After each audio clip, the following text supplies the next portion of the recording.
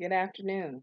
Today is January 29th, and we are in Proverbs chapter 29.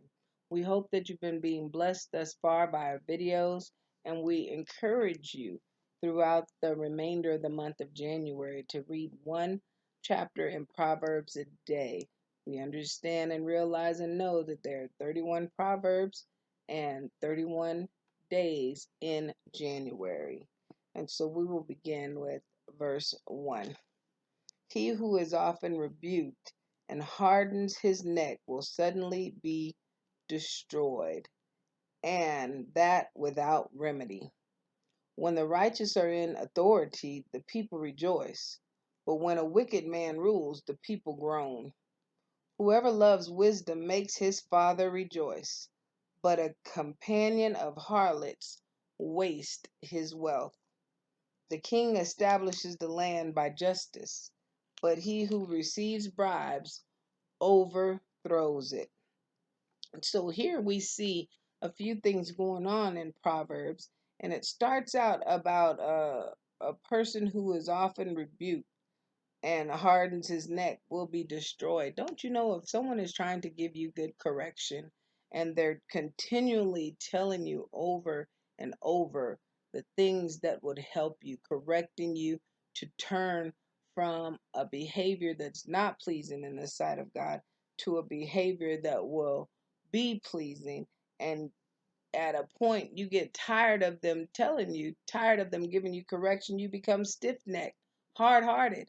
And what happens is you don't do anything but cause yourself to have sudden destruction, and there will be no remedy for it because you have had the opportunity to straighten up. You've had the opportunity to receive this correction and to change, but instead you chose to harden your heart and uh, get stiff-necked in regard to the matter. What we spoke of in chapter 28 talks once again that when the righteous are in authority, in position, in a place as a ruler, people rejoice. But when a wicked person is in rule, they groan, right? We realize it says that they are oppressed when the wicked ruler is in position.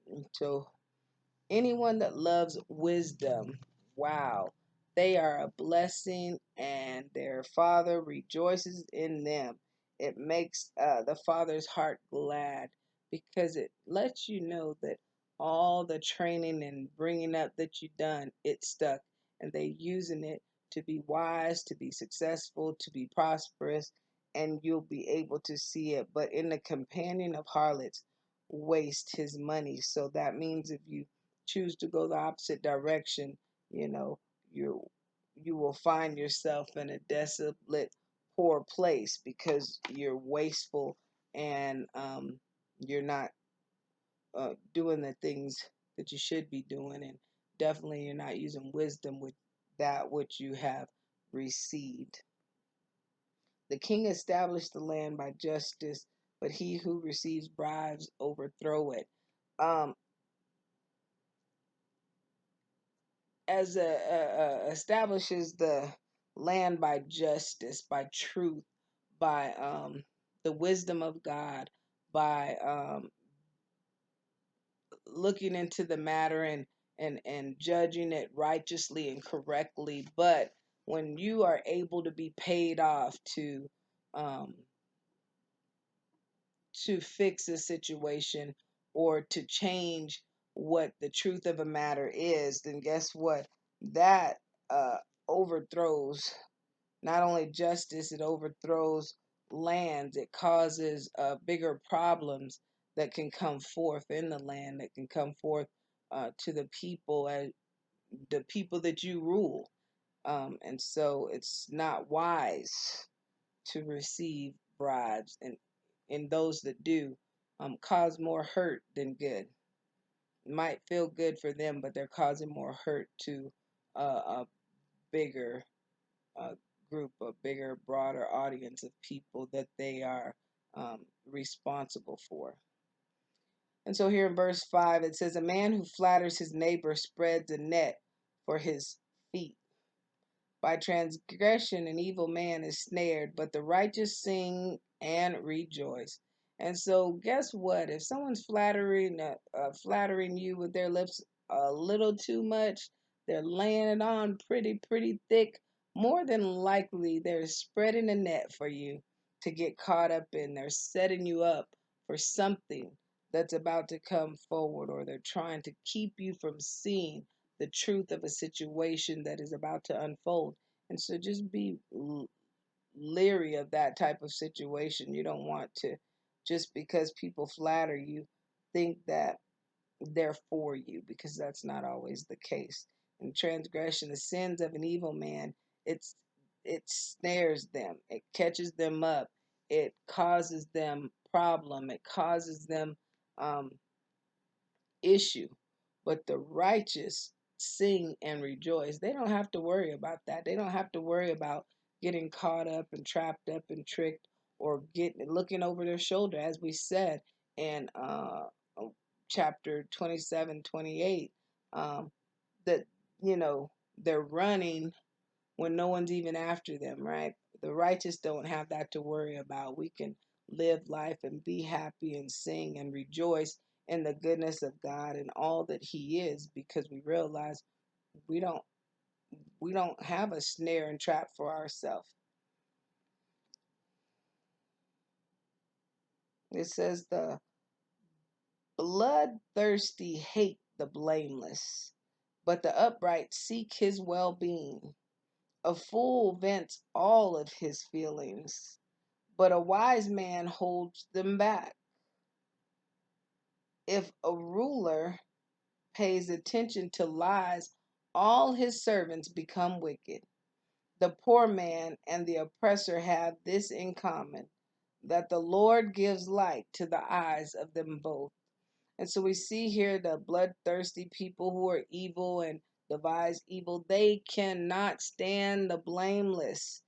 They hate those that they can't slander, that they slander, but it's found to be false.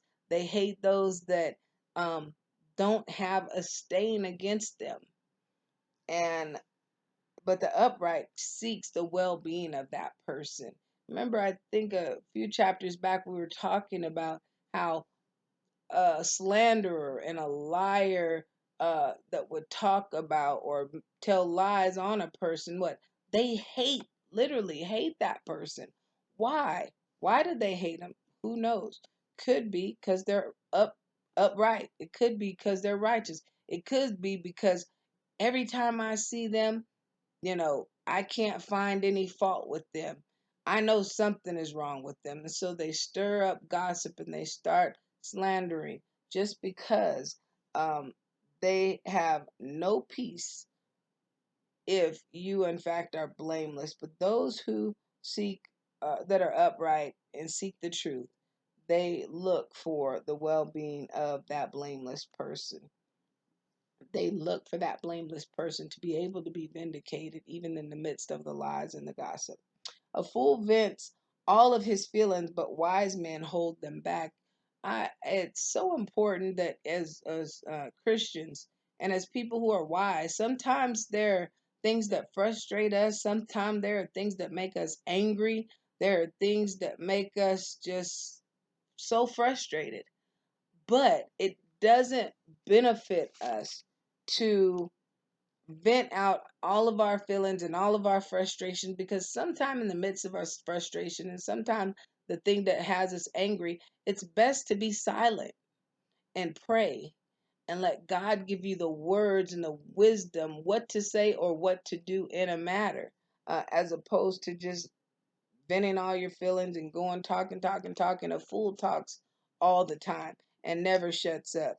And we realize when they talk so much that half the time they tell on themselves, or they tell on their own lie, or half the time they don't even remember what they've said because they did so much talking and venting frustrations. And so when they say things, it could come back negative for them because it was said in the heat of anger, in the midst of frustration. And so the ruler pays attention to lies, all the servants become wicked. If you only listen to, as a leader, if you are only listening to lies and gossip, or the things that are not true, then you don't want to find out the truth, and you're not trying to get to the real heart of the matter, or the truth of the matter. What happens? All of your servants are going to want your attention. All of your servants are going to want you to listen to them. So they're going to do what? Start to lie, start to devise, start to do the things that will get your attention. The poor man and the oppressor have this in common. Doesn't matter if you're being oppressed or if you're the one oppressing. The Lord gives light to the eyes of both. That means He is the one who will wake you up every morning uh, after you go to sleep. Who He is the one who has the final say. And so the oppressor or the poor both are subject to the designer, to the maker, to their creator, the Lord Himself. The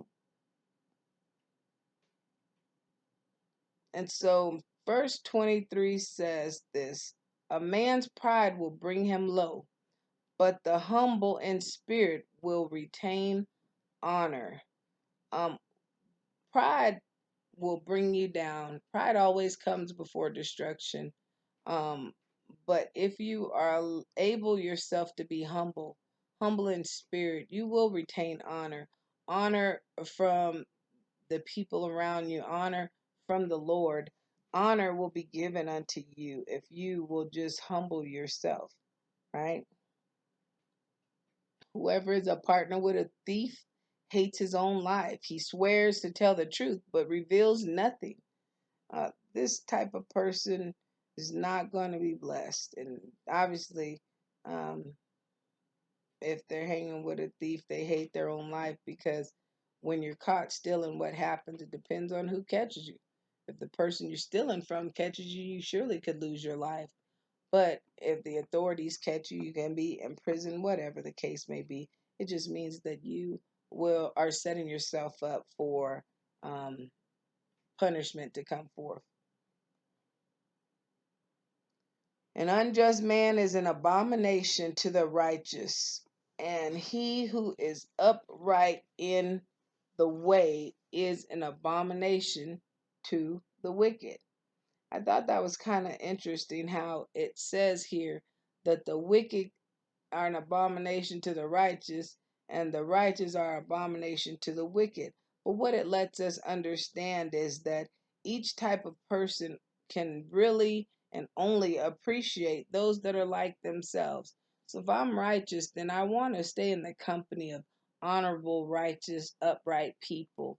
I don't want to keep company with people who are wicked or evil, or always stirring up strife, always stirring up evil.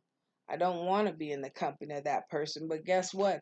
On the same hand, the person that's always stirring up strife, always stirring up wickedness and evil, they don't want to be in the company of me. Why? Because they realize when they try to stir up strife, when they start talking gossip, when they start talking lies, when they start slandering, when they start trying to sow discord, I'm going to be in a different realm.